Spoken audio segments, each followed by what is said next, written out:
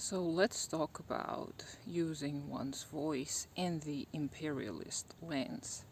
So I talked a few times here on my channel about being afraid of using one's voice and discovering one's voice and using it and not being afraid of what others will think.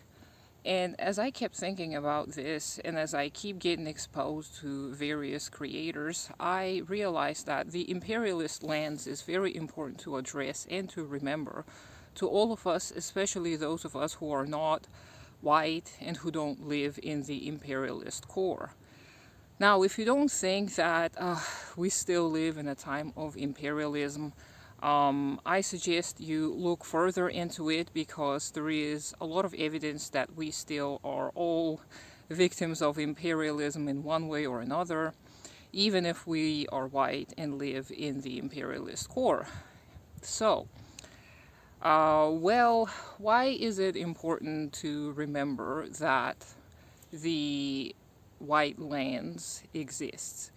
Well, I'm going to give my own example.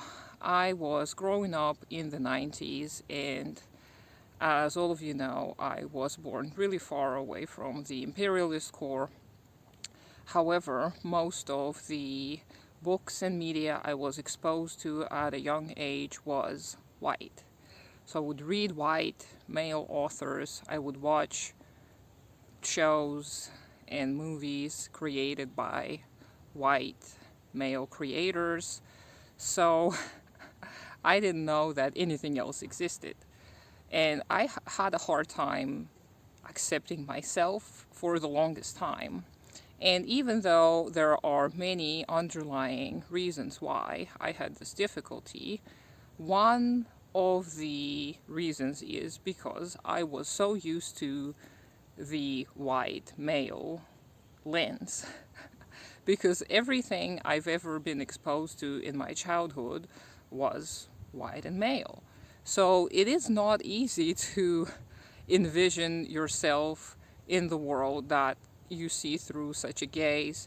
So after I started examining the world and analyzing the world using empirical evidence, it became much easier for me to see where I belonged, so to speak.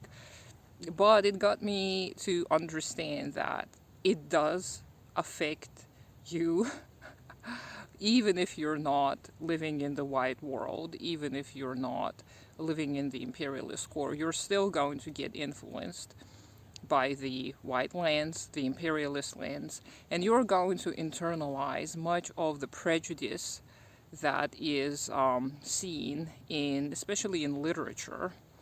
So exposing yourself to creators, writers that are not white and not male is very important, not for inclusivity or diversity's sake, but for the sake of seeing that there are a lot of voices out there and a lot of people who see the world very differently because of their circumstances. Because the circumstances of white people and people who are male are very different from my circumstances. They might be different from yours. And these economic circumstances can be examined much better if you expose yourself to all the various voices that exist in the world. So I'm going to start reviewing some authors that helped me understand the world around me better, and who gave me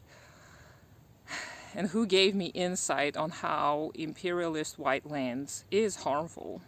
So stay tuned.